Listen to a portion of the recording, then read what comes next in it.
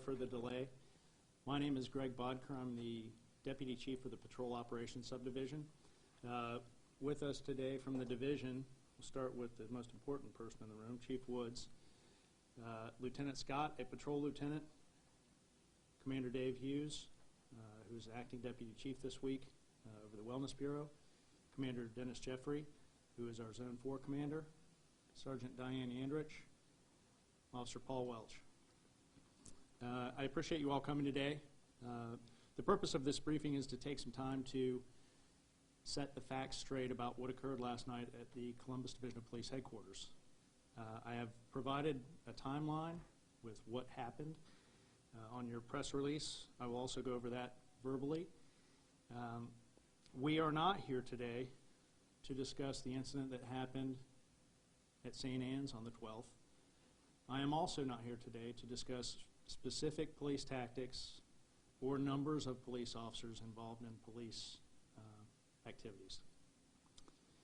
We'll start with the protest timeline, and then I have two videos and a photograph. Obviously, the one photograph here is of the gentleman that was arrested last night, what officers saw as they descended the steps.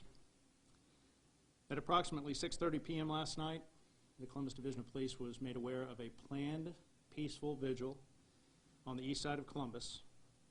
At that time, we had uniformed officers and other officers monitoring from a distance, not in the area specifically. At approximately 7:45 p.m., that vigil ended.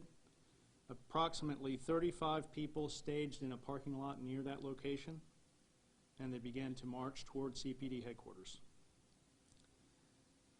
That march started at about 7:49, as you can see from your timeline. At about 8:05 p.m., protesters were at CPD headquarters. There were approximately 50 people. No one approached the building. No officers made contact with those individuals, and no officers were on the outside of the building, of the Columbus Police Building. At approximately 8:27 p.m., the crowd began to move. They moved to Long Street and High Street. They began to block traffic. Again, we monitored from a distance and took no enforcement action.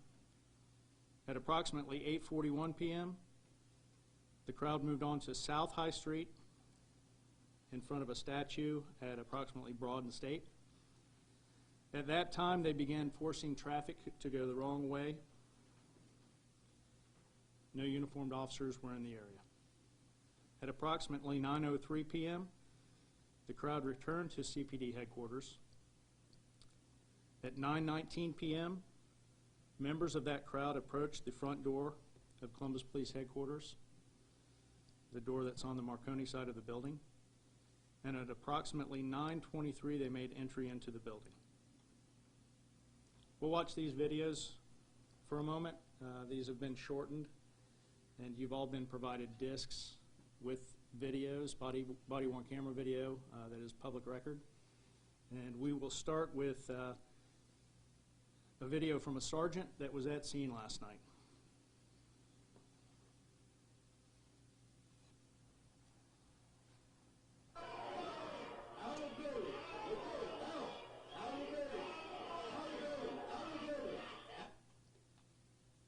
There's the gentleman that has a metal or a wooden club in his right hand, approximately 3 feet long. Not a peaceful protester.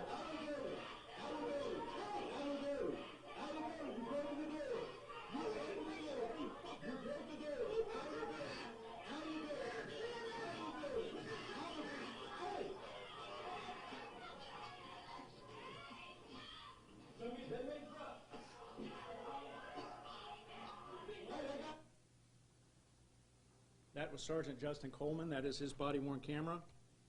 Sergeant Coleman was assaulted. He was hit in the face by that wooden club. That is his body camera. The second video that we will show you is slow motion from another angle from another officer. And you will see, since this is not Sergeant Coleman's body-worn camera, you will see him in the frame. I'll point him out to you.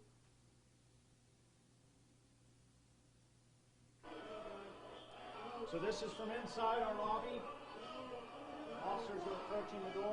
telling people to get back. And this is Sergeant Coleman on the left. You will slow down and you will see him be struck. Watch his head. This is Sergeant Coleman to the right.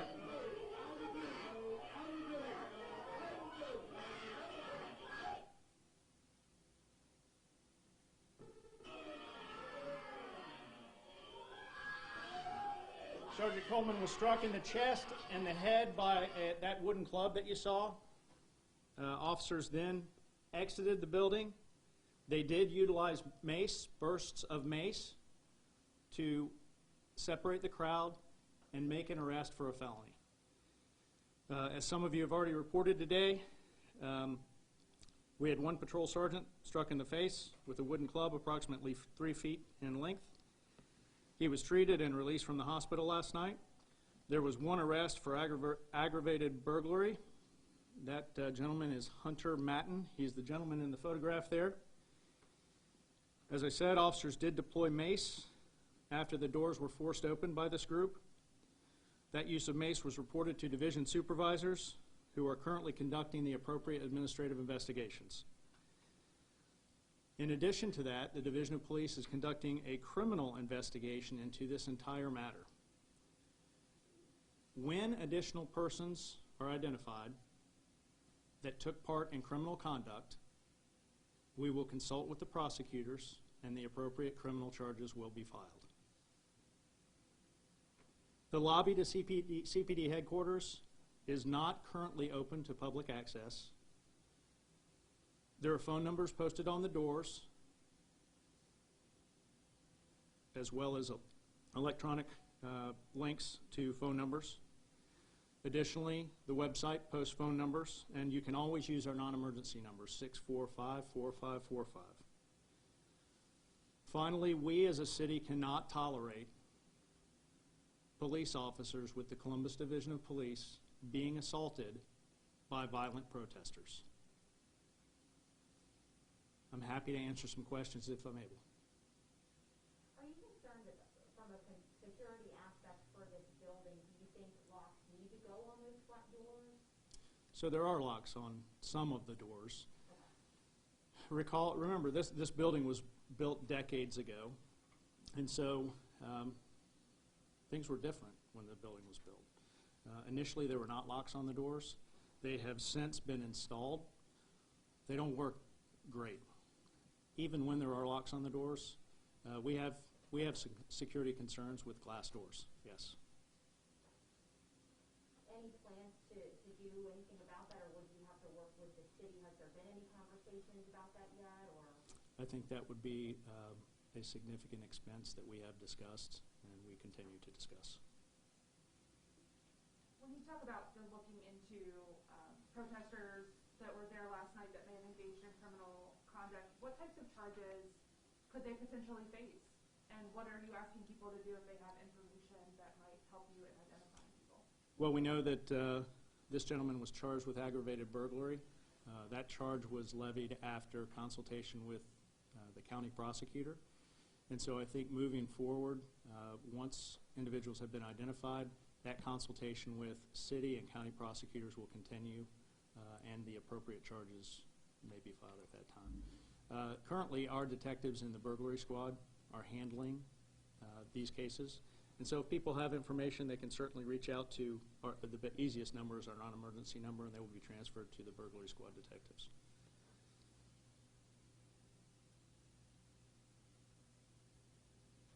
And when you look at, there's another planned protest tonight. We saw barricades being brought into the building.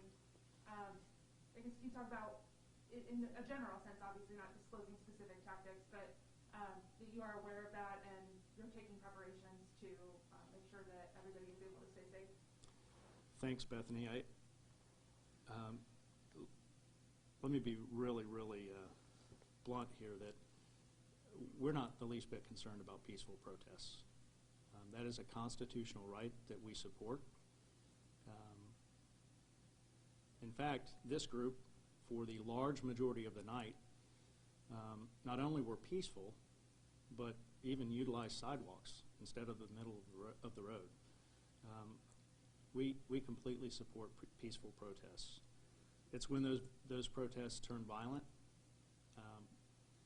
As a city, as a division of police, we cannot tolerate people being injured by violent protesters. And can you discuss a little bit the difference between mace and pepper spray? We hear a lot that, oh, they were pepper sprayed or, oh, they were maced. Can you kind of discuss what the difference between the two is and when using one is appropriate versus the other? Well, I'm not going to get into specifics, but I can tell you they both, when they are utilized, both have similar effects. Obviously, they cause people to have difficulty, temporarily cause people to have difficulty seeing, and they are used as a deterrent to violence. Our officers are equipped with belt mace, which is a smaller version of mace, and then the little bit larger Mark 9, which has a longer range. We've heard protesters saying, you know, we just want to have a conversation, we want to ask questions. What is the best way for them to do that going forward if they want to get a hold of you guys? Yeah, that's great. So myself, as well as all the deputy chiefs, have our contact information on the city's website. Approaching the front doors at 10 p.m. and forcing open the doors and coming in with 3-foot-long wooden clubs is not the way to have a valuable conversation. And kind of going off of that, how do you feel, you know, this is another incident moving forward, do you think that there's a solution to mitigating that relationship with the public to the Columbus Division of Police? I do. I think that the overwhelming majority of people in Columbus support the Division of Police, and we have a lot of people reach out to us regularly to talk about runs that happened in their neighborhood or something they saw the police involved with. And we take time to explain what happened. The officers on the street take time to explain what happened. We are here for that. I think all of us are more than willing to have a conversation with whomever you may be. We're happy to talk about it. I do know a lot of times that there is misinformation. I think we all know that. Misinformation via social media. If you have a question, contact one of us via email or phone. It's all listed on the city website, and we're happy to have a conversation. Can you talk about, again, just the use of mace last night? Can you just talk a little bit more about that? What happened? Reiterate it for me. What happened here? Yes. So as you saw in the video, the front door, you may have noticed or you may not, there are 2 doors here, and there's a vestibule in between, which is where these folks are standing. The door that is directly behind them is a door that was secured via locks and handcuffs. You'll see in the press release that we passed out, the handcuffs were forced open, and they pulled this door open. The gentleman in the Adidas shirt actually came into the second doors. Officers who were staged inside, away from the door, out of sight, came down the stairs, and you heard them. You need to leave, get out. These 4 individuals did not. And as they began to escort the folks out, the gentleman with the club decided to hit Sergeant Coleman. Obviously, when there is violence, we're going to use the appropriate level of force, which is what happened here. What kind of injuries did Sergeant Coleman sustain? Will he be off for an extended period of time? Is he working right now? He's not at work this moment. I expect him to be back in short order. Can you talk a little bit about the drain that this puts on other patrol resources? I know you oversee the Patrol Bureau, and you know there were multiple shootings reported last night. Yeah. Some of them around the same time that this was occurring. Can you talk a little bit about the impact that this has on your ability to provide safety to the rest of the city? Yeah, we had a house that was shot up last night, and a 10-year-old was shot. Also unacceptable for our city.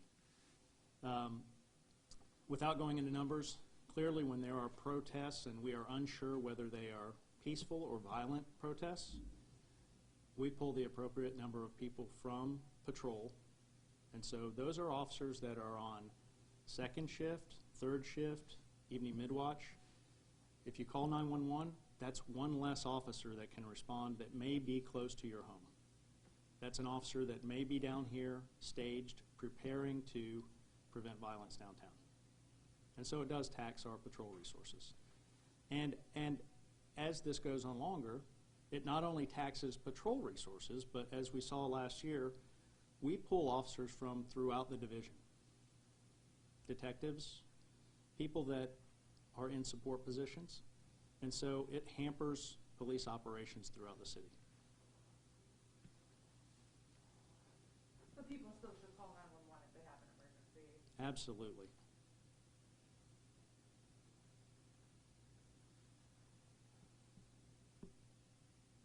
Any other questions? You all have my email address. You're welcome to reach out anytime if you see something or you have a question about something. I'm happy to answer. Patrol commanders and lieutenants and sergeants are all happy to help out and answer questions. If you just need information about something, as you know, almost everything we do is public record. So we are here to talk. If you speak to a group in the community that has a problem with something the police has done or a perceived problem, you're welcome to pass out my information, and we are happy to go to them and have a dialogue with them. Thank you all. We really appreciate your time. Thank you. Thank you. I want to point out that some of the videos he showed are not necessarily on the disc that you've got. These were the videos from that our public records office was able to get processed in time to hand over to you now. So if you needed to get another take of those, we can do that for you. Yeah. Can't remember who's Yeah. yours.